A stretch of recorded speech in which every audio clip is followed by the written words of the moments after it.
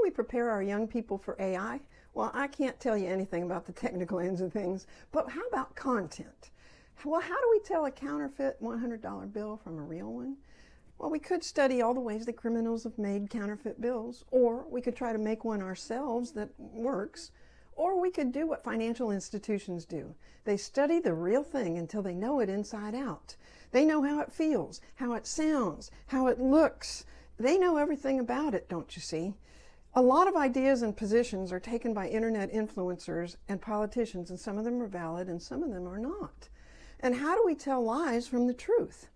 We completely familiarize ourselves with what's true. If we want our kids to know how to be savvy voters and good U.S. citizens, it really helps to know history.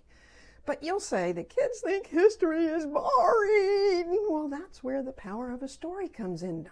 Stories capture young folks' attention and draw them into wanting to know more. Once they're hooked on a story, learning the context and background interests them because it enhances the story. Now, I realize no kid I've ever met wants to memorize lists of conflicts and battles and dates and world leaders, but if these make a story more interesting, then they want to know more. They'll sit still for learning those things because they make the story have more depth.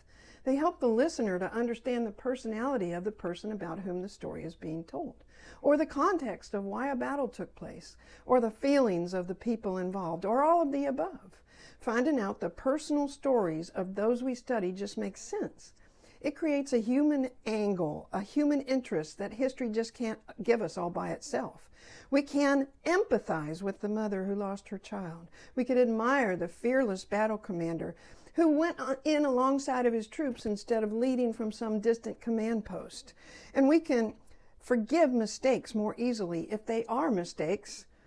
Not purposeful misbehavior, of course, and we can learn to tell the difference, by the way. We can cheer on the heroes better if we know what kinds of hardships they might have gone through in order to achieve their victories.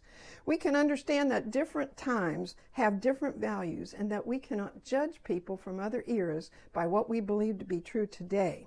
Stories help to clarify all these things, and that's why Ms. Grundy presents history in story form. Along the way, students learn other things too, like math concepts and science concepts. In a Ms. Grundy book, video, in-person story, or class, the story opens the door to learning that students love. Check out the website MsGrundy.com for resources.